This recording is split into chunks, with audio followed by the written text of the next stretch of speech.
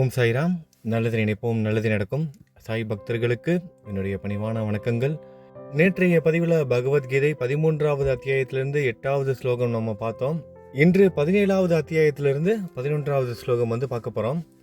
நம்மளோட குணங்களாக இருக்கட்டும், நம்ம பேசுகிற விதமாக இருக்கட்டும், நம்ம பழகிற விதமாக இருக்கட்டும், நம்மளோட செயல்களாக இருக்கட்டும், இப்படி எதை எடுத்துக்கிட்டாலும் சரி, ஆன்மீகத்தில் 3 வகையாக பிரிப்பாங்க.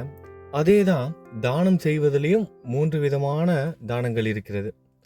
முதலாவது தானம் சாத்வீக தானம். நம்ம எல்லாரும் தானங்கள் செஞ்சுக்கிட்டு இருக்கோம். நம்ம சாய் பக்தர்களாக இருக்கட்டும், ஆன்மீகத்தில் இருக்கிற எல்லாரும் செஞ்சுக்கிட்டு இருக்காங்க. அவங்கவுங்களோட சக்திக்கு அவங்களால முடிஞ்ச விஷயத்த செஞ்சுக்கிட்டு இருக்காங்க. போகும்போது ஒரு கோவிலுக்கு போனால் ₹1 உண்டியலில் போடுறதுக்கு கூட ஒரு காணிக்கை, அந்த ஒரு தியாகம், அந்த காணிக்கையை அந்த ₹1 கொடுக்கறது கூட ஒரு தியாகம், அது கூட ஒரு தானம் தான். இப்போ இந்த 3 வகையான தானங்கள் பொருளின் அளவை வைத்து முடிவு செய்யப்படுவது கிடையாது. நல்லா தெரிஞ்சுக்கணும், பொருளோட அளவு வைத்து கிடையாது. இவங்க இவ்வளவு பண்ணுறாங்க, அவங்க அவ்வளோ பண்ணுறாங்க, அதனால அது முதல் வகை, இது 2வது வகை, அந்த மாதிரி கிடையாது. நமக்கு உண்டான ஒரு விஷயத்த நம்ம தியாகம் செய்கிறோம். தியாகம் செய்து இன்னொருத்தங்களுக்கு கொடுக்குறோம். அப்படி கொடுக்கறது எந்த முறையில் கொடுக்குறாங்க அவங்க, அதை வைத்து தான் 3 வகையாக பிரிக்கிறாங்க. முதல் வகை சாத்வீக குண தானம். இந்த சாத்வீக குண தானம் எப்படி இருக்கும் அப்படின்னா, எந்த ஒரு எதிர்பார்ப்பும் இல்லாமல் இருக்கும். என்னோட கடமைன்னு நினச்சிட்டு செய்வாங்க. கடமைன்னு செய்கிறது ஒன்று இருக்குது, கடமையேன்னு செய்கிறது ஒன்று இருக்குது. நல்லா புரிஞ்சுக்கணும். கடமையாக நினச்சி செய்யணும். இது என்னோட கடமை. மற்றவங்களுக்கு உதவி செய்வது, மற்றவங்களுக்கு தானம் செய்வது என்னோட கடமைன்னு நினச்சிட்டு செய்கிறது சாத்வீக குணம். கடமையேன்னு செய்கிறது கிடையாது. கடமையேன்னு செய்கிறது எப்படின்னா, இப்போ உதாரணத்துக்கு சொல்லணும் அப்படின்னா, ஒரு அரசாங்கம் என்ன பண்ணியிருப்பாங்க, ஒரு இடத்துல தண்ணிக்கு போகிற பைப் லைன் போடணும் அப்படிங்கிறதுக்காக கான்ட்ராக்ட் கொடுத்துருப்பாங்க. அதிகாரி அந்த வேலையெல்லாம் சரியாக நடக்குதான்னு செக் பண்ண வருவார். வந்துகிட்ருக்காரு. பார்க்கும்போது பார்த்தீங்கன்னா, ஒருத்தன் என்ன பண்ணுறான், குழியை நோண்டிக்கிட்டு முன்னாடி போய்கிட்டே இருக்கான். பின்னாடி இன்னொருத்தன் அந்த நோண்டின குழியில் மண்ணள்ளி போட்டுக்கிட்டே இருக்கான். போட்டுட்டு அவனும் பின்னாடி போயிட்டே இருக்கான். அந்த அதிகாரி பார்த்து கேட்குறாரு, என்னப்பா செஞ்சுக்கிட்டு இருக்கீங்க, எப்படி நீ குழி நோண்டிக்கிட்டே இருக்க, பின்னாடி அவன் மண்ணள்ளி போட்டு நீ நோண்டுற குழியெல்லாம் மூடிக்கிட்டு இருக்கானே, என்ன நடந்துக்கிட்டு இருக்கு அப்படின்னு. ஐயா, இங்கே பாருங்கள், நான் இந்த குழியை நோண்டுற கான்ட்ராக்ட் நான் எடுத்திருக்கேன். நான் என்னோட வேலையை செஞ்சுக்கிட்டு இருக்கேன். பின்னாடி வந்துகிட்டு இருக்கான்ல, அவன் அந்த குழியை மூடுற கான்ட்ராக்ட் அவன் எடுத்துக்கிட்டு இருக்கான். இடையில ஒரு கான்ட்ராக்ட் இருக்கான், அவன் இன்னைக்கு வரலை. அவன் தான் பைப் போடணும், இந்த பைப் லைன் போட வேண்டியது அவனோட வேலை. அவன் வரலை. அவன் வரலைனாலும் எங்கள் கடமையை நாங்கள் செஞ்சுருவோம் அப்படின்னு. இது கடமையேன்னு செய்கிறது. நான் திருச்சியில் இருக்கும்போது இந்த ஸ்ரீரங்கம் அம்மா மண்டபத்துக்கு போவேன்.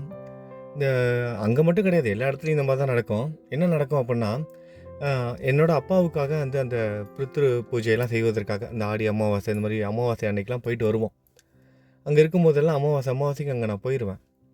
அப்போ அங்கே போய் செய்யும்போது அந்த பித்ரு பூஜையெல்லாம் முடிச்சுட்டு பார்த்தீங்க அப்படின்னா, யாருக்காவது ஒருத்தருக்காக சாப்பாடு வாங்கி கொடுக்கணும் அப்படிங்கிறது ஒரு ஐதீகம். ஒருத்தருக்கு, இல்லைனா ஒரு 9 பேருக்கு, 3 பேருக்கு, 5 பேருக்கு, 100 பேருக்கு கூட ஒரு சில பேர் வாங்கி கொடுப்பாங்க. அவங்கவுங்களோட சக்திக்கு ஏற்ற மாதிரி அவங்கவுங்க செய்வாங்க. இப்போ செய்யும்போது பார்த்தா, அந்த அம்மா மண்டபத்துக்கு வெளியே உட்காந்துருப்பாங்க. அந்த யாசகம் வாங்குறவங்க உட்காந்துருப்பாங்க. அமாவாசை அன்னைக்கு மட்டும் ஒவ்வொருத்தவங்க பக்கத்துலேயும் 50 சாப்பாடு பொட்டணங்கள் அப்படியே பாக்கெட் அப்படியே குமிஞ்சு கிடக்கும். அவங்களுக்கு அப்படியே எதிர்த்த மாதிரி ஒரு 2 அடி தான் டிஸ்டன்ஸ். அப்படியே எதிர்த்த மாதிரி கடையில் பார்த்தீங்கன்னா பாக்கெட் பண்ணி ரெடியாக வச்சுக்கிட்டே இருப்பாங்க. ஏன்னா அவங்களுக்கு தெரியும், இங்கே போயிட்டு இந்த பூஜை பண்ணிவிட்டு வருவாங்க, திதி கொடுத்துட்டு வருவாங்க, இங்கே வந்தவொடனே இந்த பாக்கெட்டை வாங்கி ஏற்ற மாதிரி அவன்கிட்ட கொடுப்பாங்கன்னு. எதுக்கு கொடுக்குறாங்கன்னே தெரியாது. அப்படியே குமிஞ்சு கிடக்கும். கடமையேன்னு செய்கிறது அந்த தானம். எதுக்கு கொடுக்குறோம், ஏன் கொடுக்குறோன்னே தெரியாமல் கடமையே யாருக்கும் அது கொடுக்கணும், அதனால் அப்படி கொடுத்துட்டேன். இந்த மாதிரி செய்யக்கூடாது. இது கடமையேன்னு செய்கிறது. கடமைன்னு நினச்சிட்டு செய்யணும். என்னோட கடமை அப்படின்னு நினச்சிக்கிட்டு அதை செய்கிறது தான் சாத்வீக குண தானம். 2வது ரஜோகுணம். ரஜோகுண தானம் என்னென்னா, ரொம்ப எளிமையாக உங்களுக்கு சொல்லணும் அப்படின்னா, இந்த கோவில்கள்லாம், இந்த பெரிய பெரிய கோவில்கள்லாம் முன்னாடிலாம் போகும்போது அந்த கோவில்களில் அந்த டியூப்லைட்லாம் எழுதியிருப்பாங்க.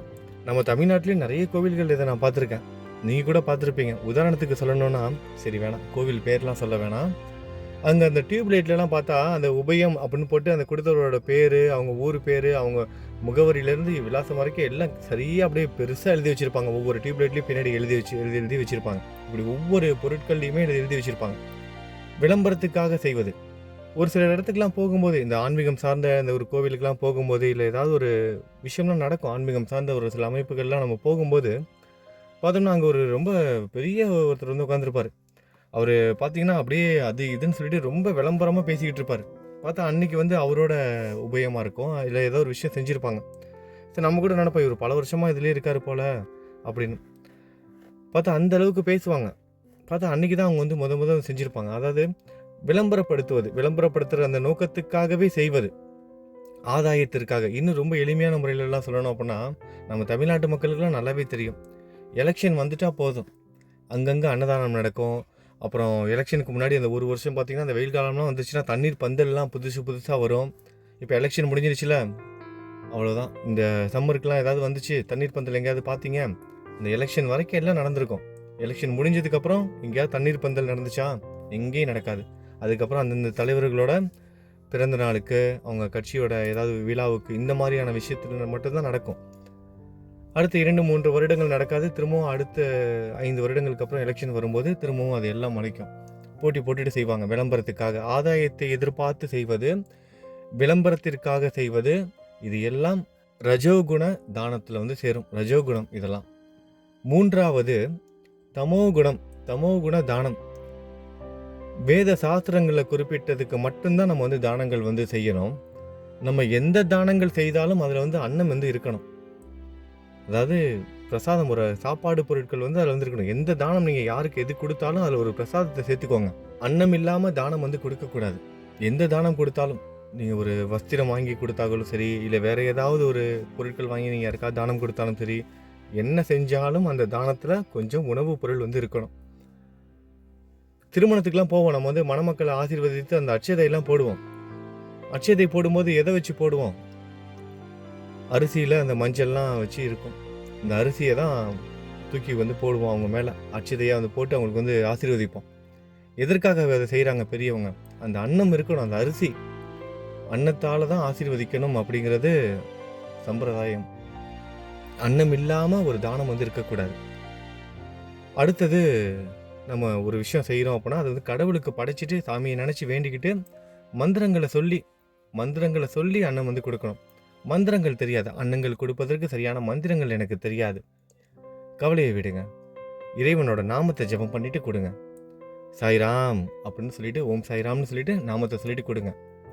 ஹரே கிருஷ்ணான்னு கிருஷ்ணாவோட நாமத்தை ஜெபம் பண்ணிட்டு கொடுங்க. ஓம் நம சிவாய அப்படின்னு சிவனோட நாமத்தை ஜெபம் பண்ணிட்டு கொடுங்க. இப்படி இறைவனோட நாமத்தை ஜெபம் பண்ணிட்டு கொடுக்கணும், மந்திரங்கள் தெரியலனா. அடுத்தது, இந்த மந்திரங்கள் சொல்லி இந்த பூஜைகள்லாம் செய்வாங்கள்ல புரோகிதர்கள்லாம், அவங்களுக்கு இந்த மாதிரியான விஷயங்கள் செய்யும்போது நம்ம எதாவது செய்கிறோம் அப்படின்னா அவங்களுக்கு வந்து நம்ம தட்சணை வந்து கொடுக்கணும். தட்சணைன்னு உடனே பொண்ணு பொருள் அள்ளி கொடுக்கணும் அப்படி கிடையாது. ஏதோ நம்மளால் முடிஞ்சது, நம்மளோட சக்திக்கு உட்பட்டது, ஒரு எளிய முறையில். ஒன்றுமே இல்லை, என் கையில் ஒரே ஒரு வாழைப்பழம் தான் இருக்குது, கொடுக்கலாம். இல்லை அவர் ரொம்ப கஷ்டப்படுறவராக இருக்கார், அவருக்கு வந்து ஒரு ட்ரெஸ் வாங்கி கொடுக்கலாம் அந்த புரோகிதருக்கு. இப்படி நம்மளால் முடிஞ்ச ஏதாவது ஒரு சின்ன சின்ன உதவிகள் அவங்களுக்கு வந்து தட்சணையாக வந்து கொடுக்கணும். இப்படி இந்த மாதிரியான விஷயங்கள்லாம் இல்லாமல் செய்கிற தானங்கள் தமோ குணத்தில் போகும். இதில் முக்கியமான ஒரு விஷயம் என்ன அப்படின்னா, கெட்ட காரியங்களுக்கு தானம் செய்யக்கூடாது.